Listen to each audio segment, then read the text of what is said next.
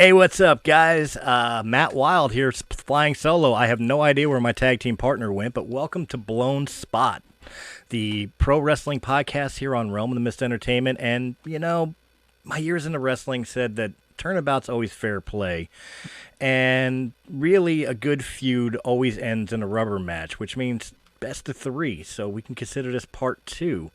My guest tonight is a radio DJ host from Blind Cafe Radio, a royal pain in my ass for at least 8 years of my professional wrestling career, but a awesome friend from Orlando, Florida, Mr. Lightning Blind Mike, Mr. 2020. And that's right. You don't forget Mr. 2020. Nobody forgets Mr. 2020. Hey, Mr. 2020 screwed up my shins a couple times and my back. I don't think I can forget Mr. 2020 all too much. For those listening for the first time here, Mr. 2020, a.k.a. Lightning Blind Mike, was a professional wrestler, but also owner of Rocky Mountain Championship Wrestling out in where was the main city? Like, it was Colorado, but would we just say Denver, or was it? It was Lakewood. It was Lakewood. Well, we actually started in Lakewood, and then we moved up north to Lafayette, but that was way later. So I would say Lakewood. Okay, yeah. So it originating in Lakewood, Colorado, obviously taking care of the territories all around the Denver area. And points outside. I mean, we're going to be digging well into it. The man has had an illustrious career, and the catch of it all, for those that are not familiar, he did it with a sight impairment, which we will go into full details on during this first segment here, which is the interview segment where we get to know our guest. And my guest tonight, Mr. Lightning Blind Mike, first and foremost, what even attracted you to this crazy business of ours? Well, wait a minute. That's funny. You should ask, Matt. No, I'm kidding. Honestly, the very first time I was 13 years old, the very first wrestling match I saw was between Jake the Snake Roberts. I can't remember who his other opponent was, but watching Jake the Snake Roberts wrestle for the first time, that caught my eye, and I said, that's what I want to do.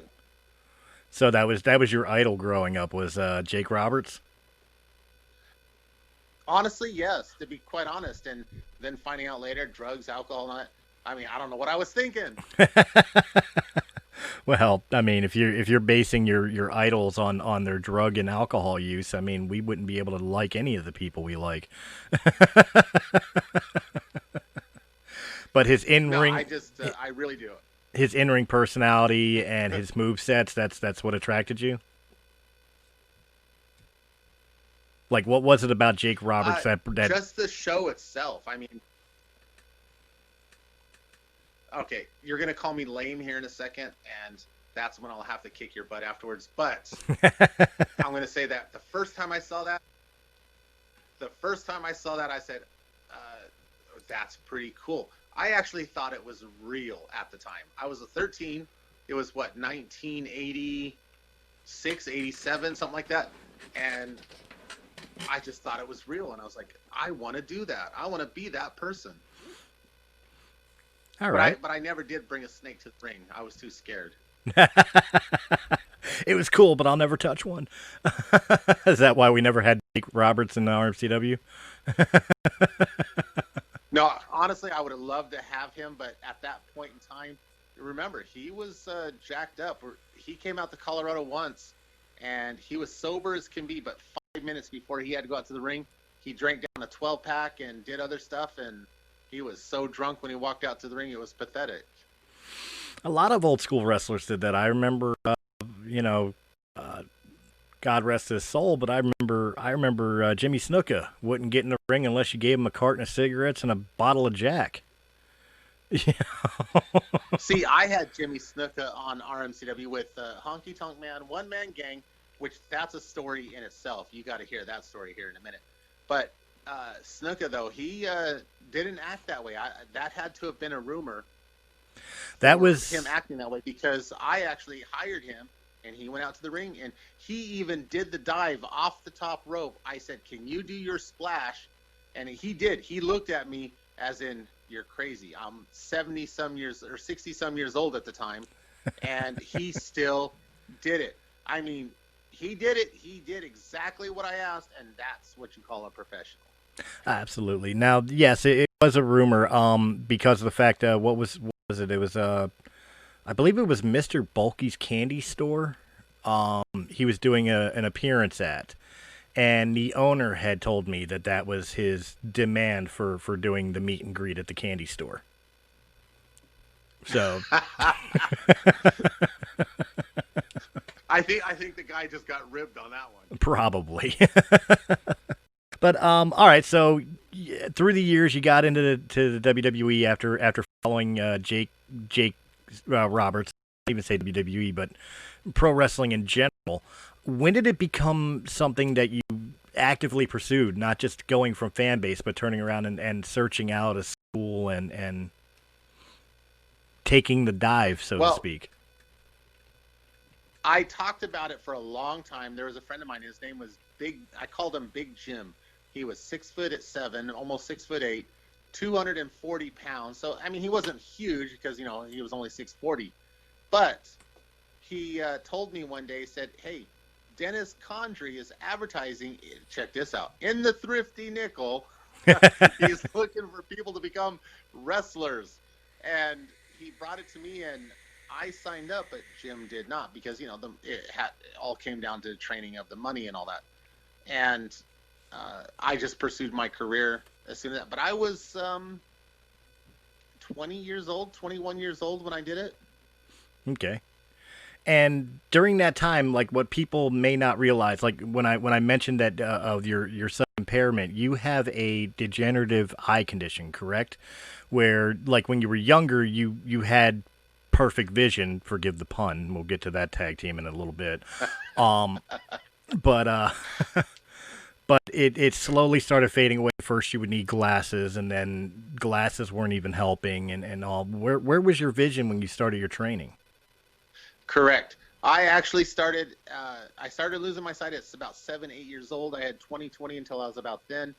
Time I graduated from high school, I had 2100 vision, included nearsightedness. Now, what they called that was Stargardt macular degeneration. As you know, an older person gets macular when they hit 60, 70 years old, and it gets worse. Right. Well, I got it as a child. That's why they called it Stargardt.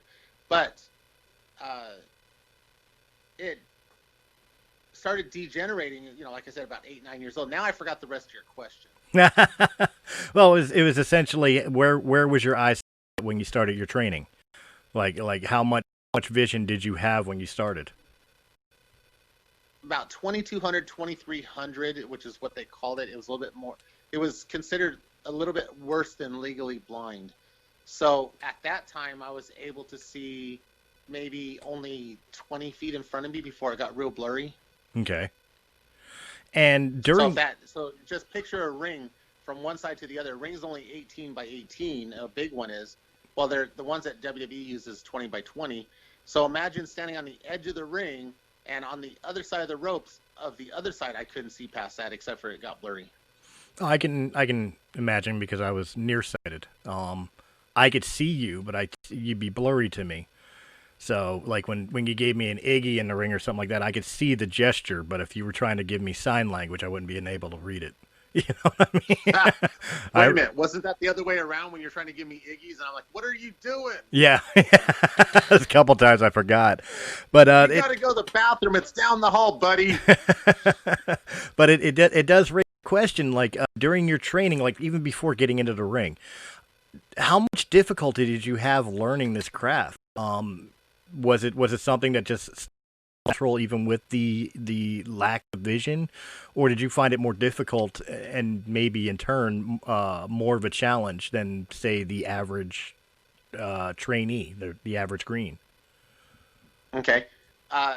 You remember Rush and you remember Romeo, of course, right? And his tag team partner. I can't remember his original tag team partner. I know who you're talking about. I can't think of his name, but yes. I know who you're talking about, yeah. But I went through training with them at the exact same time. And when I went through training, yes, I still had that eyesight issue. So how I made it work for me, so I could learn everything, as in the holds and stuff.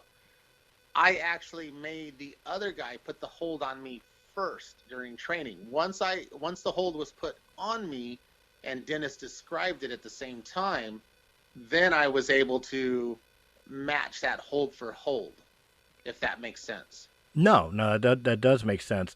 But because of the condition is why I've got to ask the questions. Like, and again, I don't have anything personally to compare it to. So, for myself and for the listeners, really digging in, they can understand like what kind of a I don't want to use the term trial it was for you, but how much extra you had to put into it.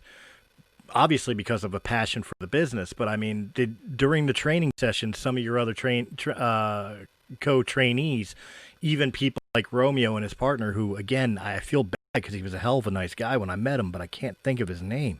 I can't think of his name either. I feel terrible about it. Did they have issues, like trust issues, with working with you or training with you because of the fact of the condition? First, I'll actually say Long Rider was his ring name. Romeo's tag team partner. We used to call him Long Rider. Okay. I can't remember his other part of it. But to answer your question to the other part of it, yes. There was a lot of in-ring issues. Even after I graduated and trying to get booked by promoters, they did not want to give me that chance to show what I could actually do. And that's sad because I could see well enough to make the show work, make the show happen, put the match over, put my partner over, whatever you want to call it. I can do the job is basically what I'm saying. Right.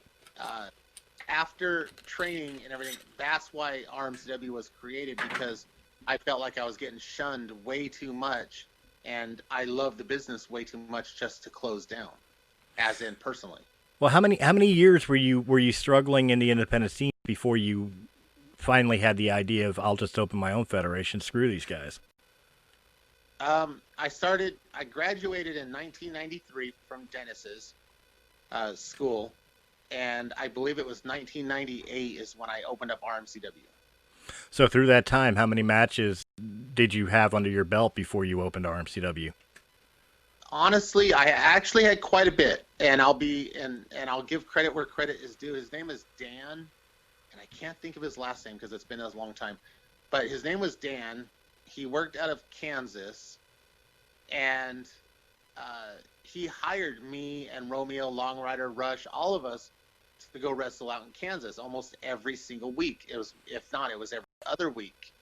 And we would go out and drive. I mean, literally, we would pay our dues and drive out to Kansas every Friday just to be there for a Saturday night show, wrestle, drive, get back in the vehicle, and be back by work, because, we still had to work a 40-hour job, by Monday morning, and off to work we went. But yes, I would actually say before I opened up RMCW, I at least had 200-300 matches under my belt. How many of the people you wrestled, and I asked this one because I'm counted as one, at least from the RMCW standpoint. But before the RMCW standpoint, how many workers did you step in the ring with that you were booked against, and they were like, dude, I don't want to work this guy. He can't see. He's gonna stiff me, or he's gonna blow the spot, or whatever, and actually change their tune after being in the ring with you. And now that I remember, his name is Dan Casados was the owner. Dan Casada, yeah, that asshole. Yes. He still owes me what money. Did you say? Sorry. There's one that's got to be bleeped. He still owes me money. I know that feeling. Blood ain't I know free. You know that feeling too. That's all I'm saying. Blood ain't free. Yeah, there you go. Honestly, back then, the wrestlers were still considered professional. They mainly went to the owner himself, the promoter for the night. Right. And, gave their concern. After they got done wrestling, because I don't know anything, if they made concern, I don't know nothing about it. But after the match was over and putting them over, I would think they felt comfortable. I'll give you an example. There was a guy, we were in Kansas City, and I actually had to wrestle one of their top guys. He was a big black sheriff guy. He wore the badge and everything else, and it was like a boss man wannabe type. Right. Okay. And I'm in the corner, and he's running in full speed to squash me in the corner, and I moved at the very last second, where I literally made it look so real that at the end of the match, he said, "I didn't even know you were going to move. I didn't know if you actually saw me or not." He was one of the guys that did not believe in what I could do until I actually showed him what I was doing. Right.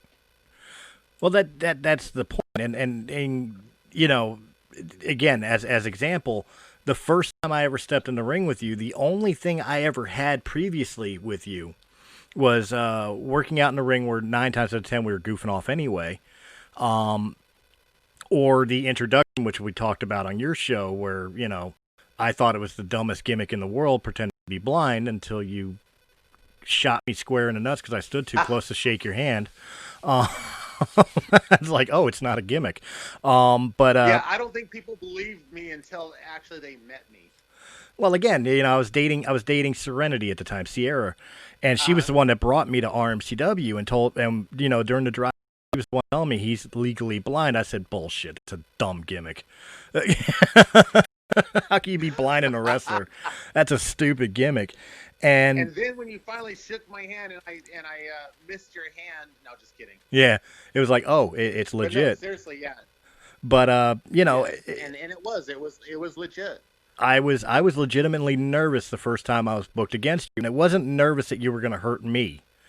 It was nervous I was going to hurt you, in my aspect. And in all fairness, you gave as good as you got, and I think our first ever match was flawless. And afterwards, I was like, yeah, I've got no problem ever getting in the ring with him again. Yeah.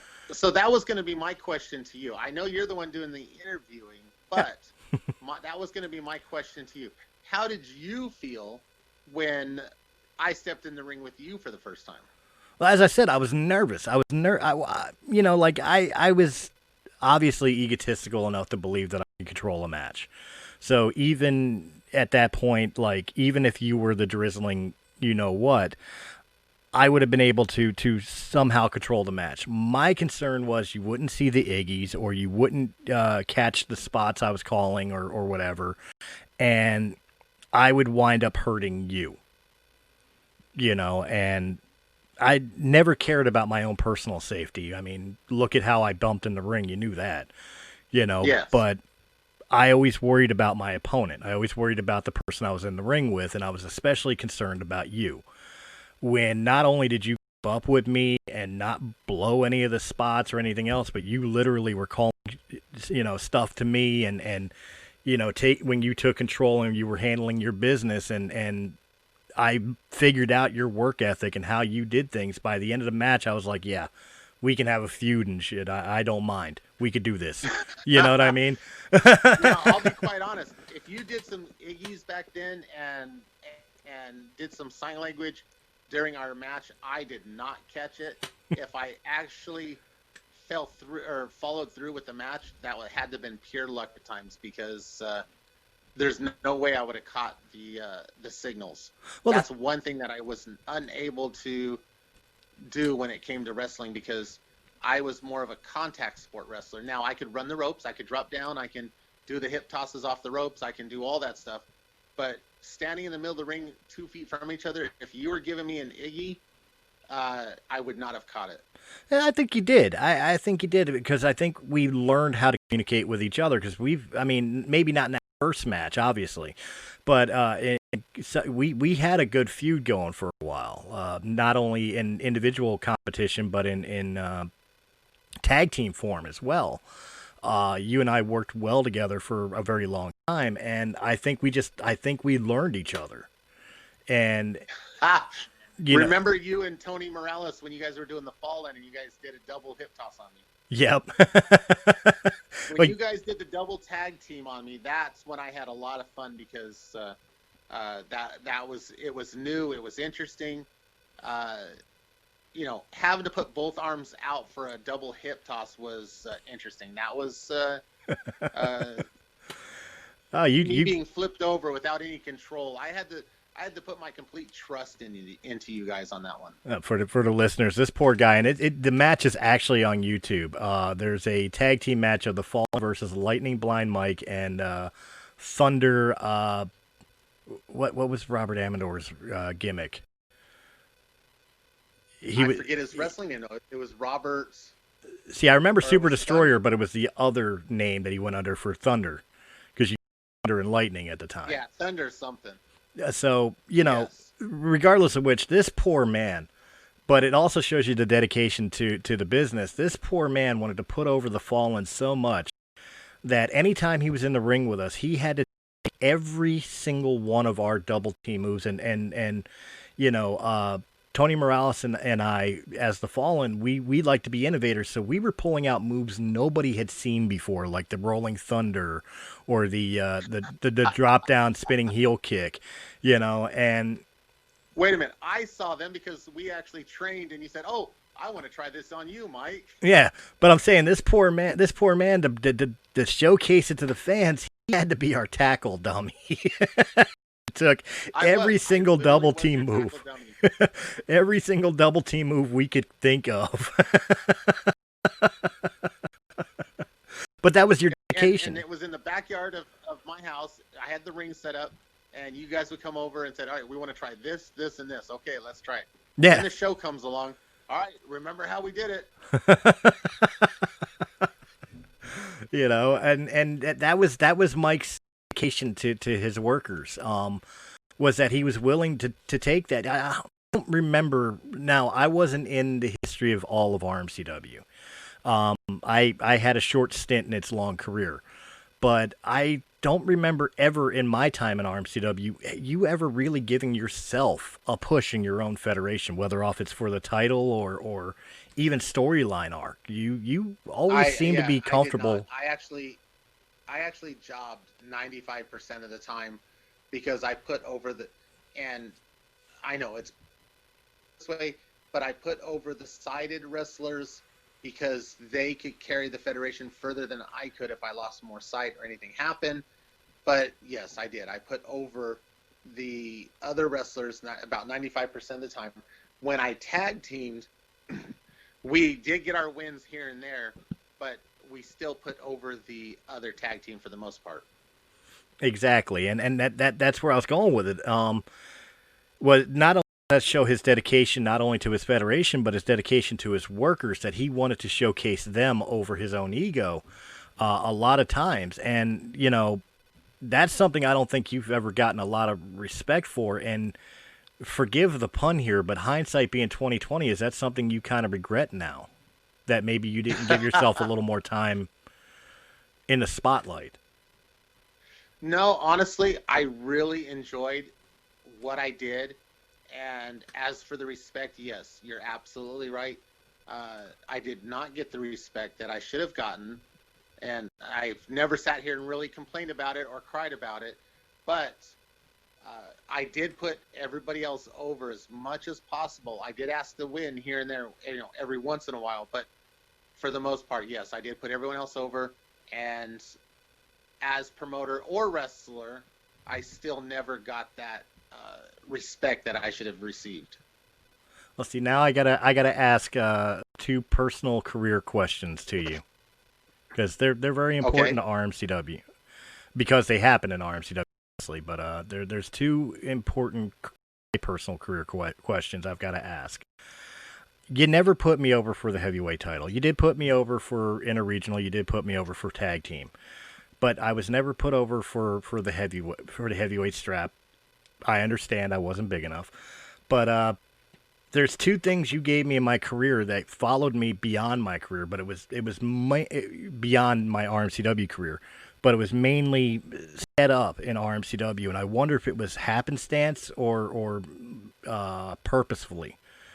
And the two things I'm talking about is that as Matt Wild, I have never lost a tables match, and as the Fallen, specifically as the 13th Apostle, we have never lost a triple cross match. As the table match, that's just how it ended up. I don't know how it happened, but you never lost the table match. That I don't know why, but that's just how it happened. As for the Fallen, when it came to a triple threat match, I would have to say it just fell in that direction as well. I never planned it. Okay, I always wondered if you were doing the Undertaker with the Fallen as far as Triple Cross, which for people who don't know, Triple Cross was RMCW's WrestleMania. That was their event. I'll let Mike describe what the Triple Cross was, but every Triple Cross of the inception of the Fallen, we went over no matter who we were against. Like, we could have been wrestling Shawn Michaels, Marty Jannetty, and Leif Cassidy, and we would have gone over because whatever reason. That's just how it happened. Yeah. Yes. I mean, Triple Cross is sort of like WWE's Survivor Series. That's basically what it was, because it was a night of nothing but a night of triple threat matches. Not triple threat, I should say. Six-man tag. It was almost like a six-man tag team, yes. Six-man tag team elimination. Yes. You know, so when I say the Fallen never lost a match, I mean the Fallen tag team. Doesn't mean that the Apostle wasn't pinned and eliminated, or whatever the case may be. But our team would wind the victors at the end of the elimination. Correct. You know, Correct. so just for clarity, and I always wondered if that was something that was by design. No, actually, it was not. It just fell that way. There was a couple things that fell into alignment. I would just say just by chance or by accident or however you want to put it. But as for that, no, you never lost a table match, and the Fallen never lost a let me get my words straight. A triple cross matchup. Now, see, that's something I always wanted to know, and I'm putting you on the spot for it now. That's the end of my personal career involvement with you. I wanted to get more into your career. This is a show where you're the guest, not me. Actually, to be quite honest, I'm going to be honest with you here. I did wrestle for over 20 years. Right. I was 21. I retired when I was about 46. Okay. And to be quite honest, I never felt I had a wrestling career. I actually felt that I had a job to do. It was something I loved doing, and I considered it a job, and that was to promote and have a place for me to wrestle.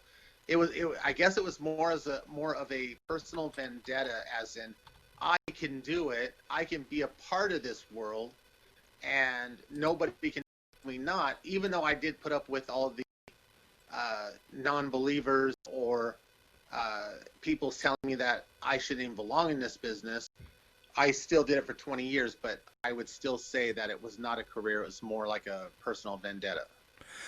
Well, it brings up a very good question. Do you feel that point had gotten across? Looking back on it now, like, do you feel that the naysayers were silenced, or do you still feel the animosity towards those who didn't treat you with the respect due? No, I got cut short. You left, so you left me high and dry. How dare you leave me high and dry? Yeah, no, well. I tried to do the whole music thing again. It actually came. It actually came down to me losing my eyesight, and I just could not continue. If I never lost the eyesight when I did, I probably would still be doing shows today. Okay, and just for clarification, I left, and this is vindication for you.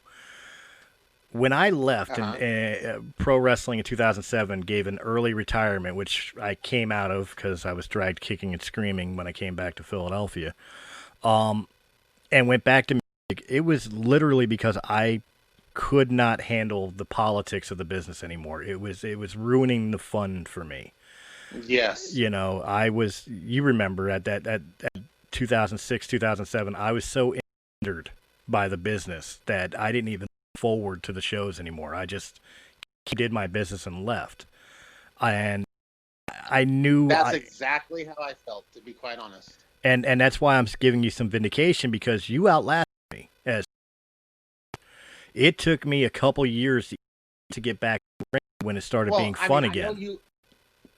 I know you believed into the business. I know you believed into the business, as in, what you're trained for, what you believed in. But my dedication, I guess you could say, would be the best word right now until I can think of something else. Made me want to continue on, even though I lost more money than I did make money running for almost 20 years in RMCW. There was one year that I made a lot of money, and that's when we were on UPN 20 there for a while. Right. And we had to turn around and pay back the TV people, but we still made a lot of money. But, if it would have held on, that would have been great. But yes, to be quite honest, as soon as shows were going on and on, it was just more of, all right, let's get the next show on. Let's get it going. As soon as the flyers came out, they looked great. Let's put them up. I mean, there was no excitement or anything anymore. It was just more of a robot type of attitude. And that's exactly it. And of course, at that time, I personally had some personal issues going on in life that didn't help much either. But yeah, when I walked away, you still kept going, and even though RMCW was more of a job than excitement for you, you still held on and fought through that belief. Again, speaks volumes to your dedication to the craft. Well, I just wanted it to be exciting again. I didn't want it to control me, but it did. It actually, wrestling can control you, and it did control me. It actually controlled me to the point where I was not going to give up until I was satisfied, even though I did not win in the ring, and I was 95% of a jobber, until I was successful putting on shows, I wouldn't have been happy. So when my eyesight was taken away from me, it basically probably did me a favor. It said, all right, I'm taking your eyesight away. You can't do any more shows. Move on with your life. That's basically how I took it. And when your eye took that away, unfortunately, it did end your career earlier than you would have wanted, even though you and I have had conversations of, well, you could always still run a business or manage or I'd made the joke of being the blind referee, of course.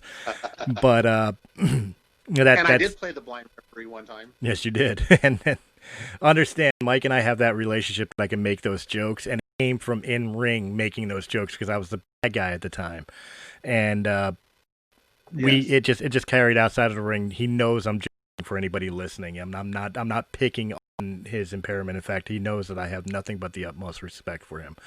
But the when that all ended, that I've got to ask this question: how does it make you feel when you go on social medias and YouTube, for example, or even Facebook? I know there's group pages dedicated. I created one dedicated to the tribute of RMCW, or before he passed away, when Robert Amador was talking about trying to get RMCW to reopen.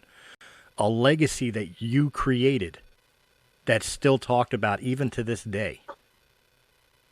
How does that make you feel? Honestly, that part is really cool because people remember the name, but I just wish I could have made it bigger. I really do. I mean, there was times we were on UPN 20 and we did make it big. We went back downhill. We came up a little bit more a couple times, but then it went back downhill again. If I could have made it bigger, yes. But as for walking away and feeling accomplished, no. I felt like it was actually taken away from me. Have you ever given thoughts to reopening? I mean, obviously you don't live in Colorado anymore, but, have you given thoughts to reopening a federation, taking another shot, even if it's not in ring for you? I have, but then I've sat there and looked at the pros and cons.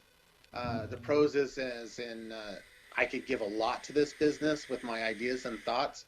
The cons part of it would have been it's no longer old school. There's no longer old school rules involved, and I would be outdated.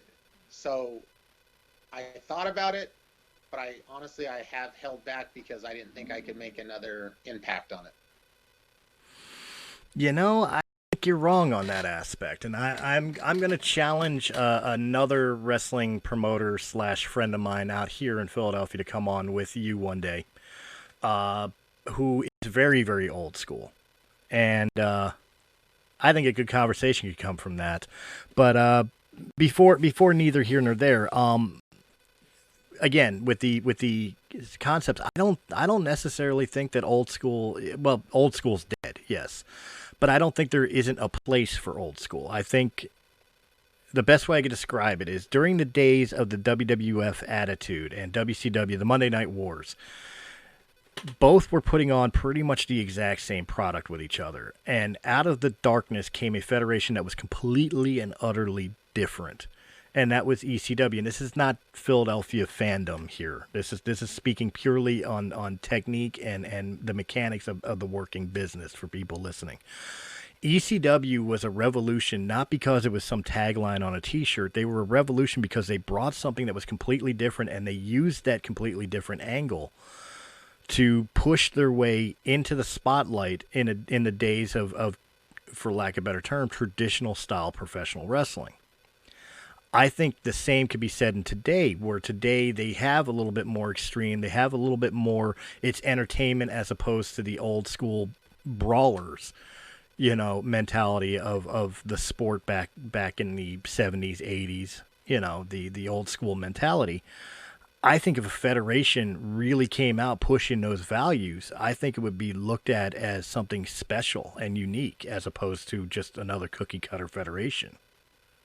Now, I was never going to bring up this before ever again, but I'll go ahead and, because I thought about it, and now that you mentioned Undertaker and other wrestlers, old school can still happen, but to a certain point. Yes, I have been putting thought into it for quite a long time, and because it's never left me. But if you get a Undertaker, not as the same gimmick, so we're not going to try to copy a gimmick. Right. But if you also take the Ultimate Warrior and wrestlers like that, maybe even a Rick Rude, or where they are almost like it, not even close to an Ultimate Warrior, but that type of mentality.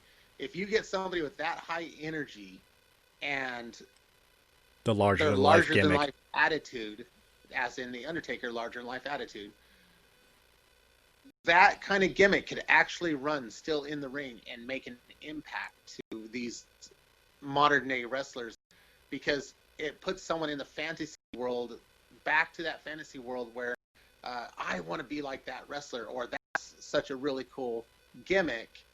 I think something like that could actually still happen, but who's going to take the chance and try to go backwards, I guess you could say, with the clock, and try to put something together like that and see if it'll actually work? I don't see anybody actually going backwards and trying that. I don't know. Like I said, I think there's a place for it, and I think that's probably what the sport is screaming for right now. Again, with the way wrestling trends are, as you and I both agreed, wrestling trends have gone more mainstream entertainment as opposed to the old kayfabe days. Hardcore has become more commonplace. TNA has become more commonplace in the professional wrestling scene. Gimmicks have become more of there's still some outlandish ones, so don't get me wrong here, but I mean, have become more realistic. And this is really weird coming from a guy who spent 20 years as a street kid. But the gimmicks have become more realistic and less over the top sensationalism. That it's all right. Give me 1 second. that Alexa, hang up. That the pro wrestling scene, the pro wrestling. 1 second, yep. Alexa, what time is it? All right, keep talking, Chris. I'm got to put a show on at the same time we're talking. Oh, no problem. That pro wrestling has stepped into a world where all that has become, like I said, cookie cutter. It's the exact same thing, no matter what show you're tuning into. The caliber of in-ring work obviously is not in question. We're just talking about what you see coming to the ring every time, as far as character personalities and who gets pushed, who doesn't get pushed, what types of people get pushed, who doesn't get pushed. I think the old school mentality where I don't want to use the term comic book figures, but the larger than life, the, for lack of a better term, the superhero style professional wrestler, I think will be a refreshing change in the current industry. And I don't know, maybe somebody will take that chance and see if I'm right. Maybe it'll be you. I don't know, but I do. I firmly believe, as much as I believed back when RMCW was around, that there was a place for the what became modern style wrestling today. I firmly believe that old school still has its place as well. And I guess it would take. I guess it would take somebody proving me wrong for me to admit that I was wrong in that. But no, old school has definitely moved on. But, and I do apologize, I had to run around the house here a second. I had one other thing I do. We're definitely running past time. But one thing that is old school has come and gone. But I think there are some places and some ideas that I do have that I think old school will appear again.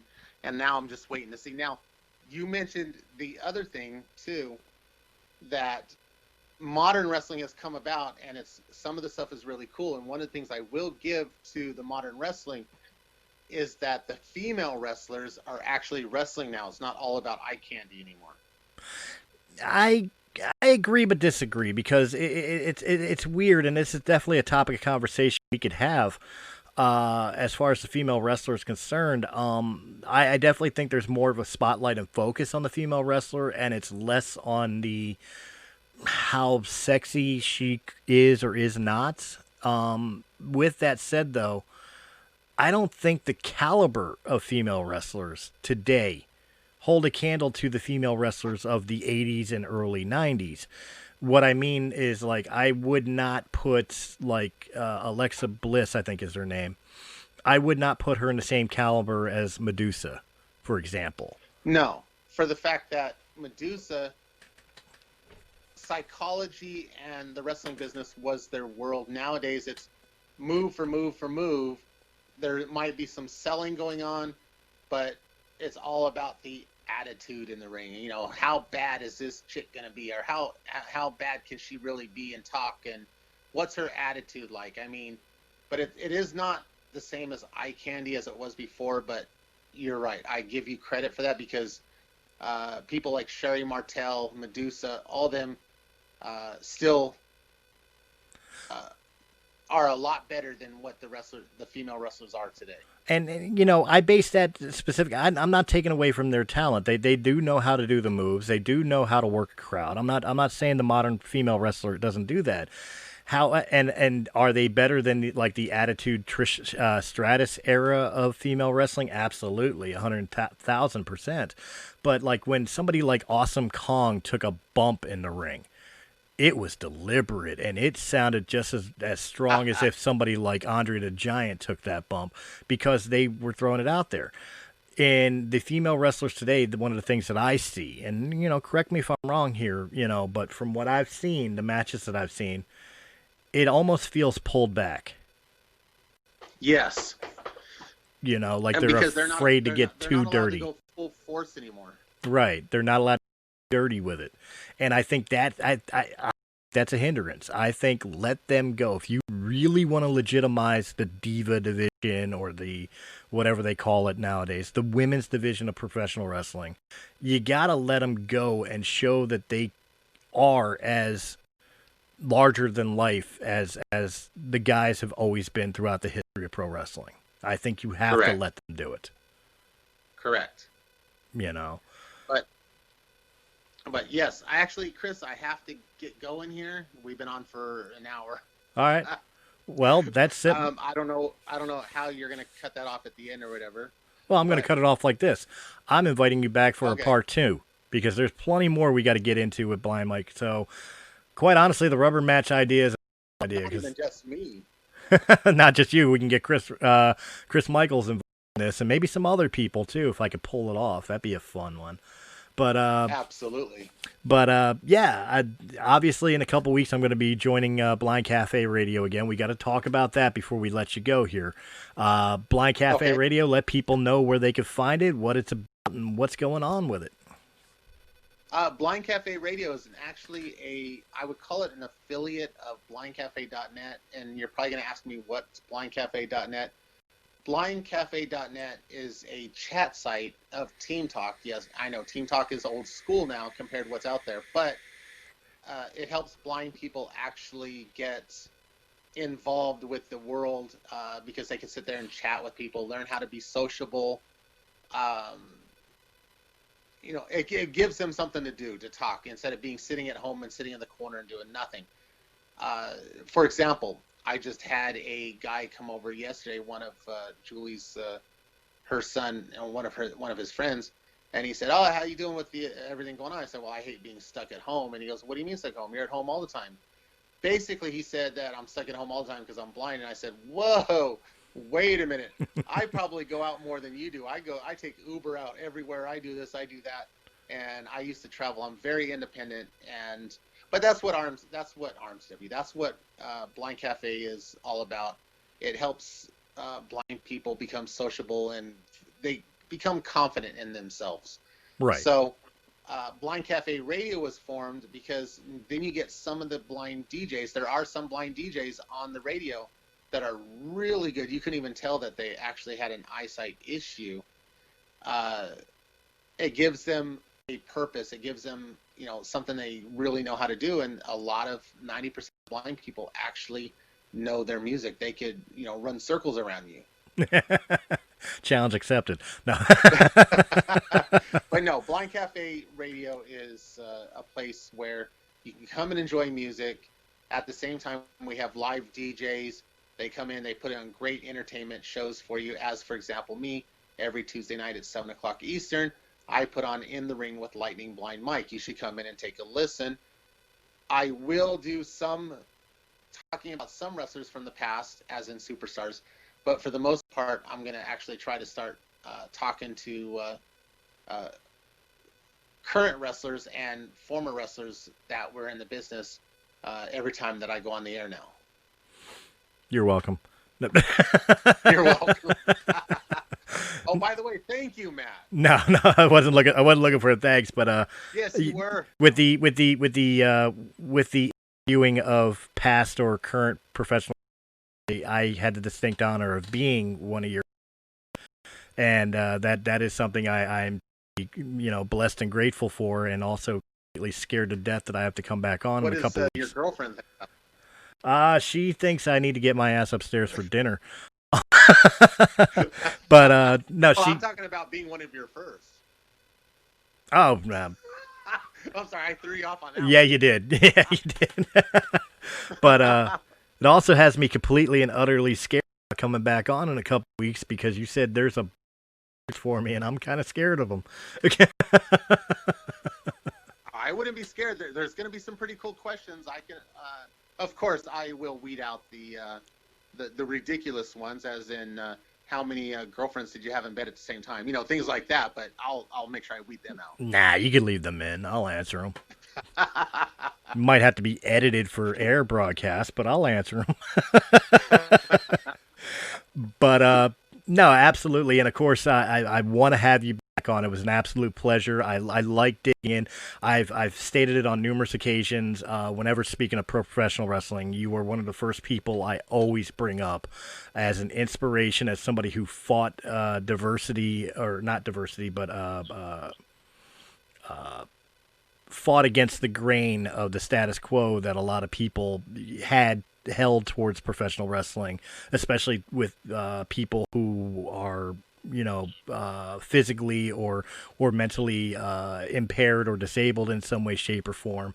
I've always used you as a catalyst for some of the great that came from pro wrestling, and that people who think they can't are wrong, and he's living proof that you can. So I mean, so you just used me as the handicapped blind guy. hey, I know this handicapped blind guy. He was such an idiot.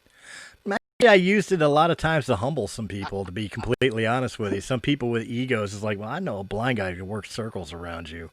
And the sad part is I could work the ring. I like to see, I mean, I hate to put it this way too. I like to see you and other people blindfolded and try to run the ropes. I mean, fast too. And I'm not talking about taking your time and walking across the ring. I'm talking about literally running the ropes. So there's a challenge for you. Didn't I hurt myself enough in wrestling? No. I don't think I could do. I don't think I could do it.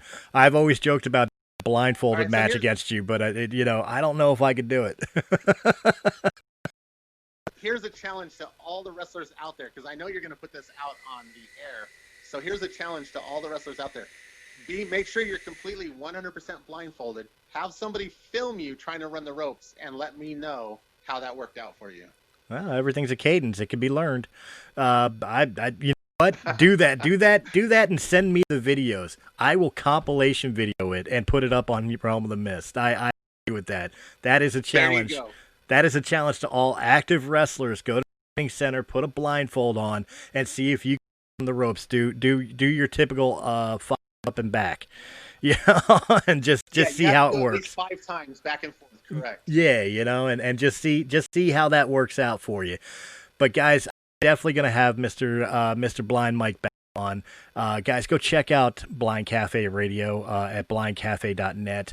It's a great cause. Let people know you care, and check out his great show. I'm on it once, but there's other people that come on as well, and it's just an awesome experience. Mike, thank you very much for coming on, and I look forward to having you on again for Blown Spot on Realm of the Mist. Thanks a lot, Matt. I appreciate it. No, not a problem.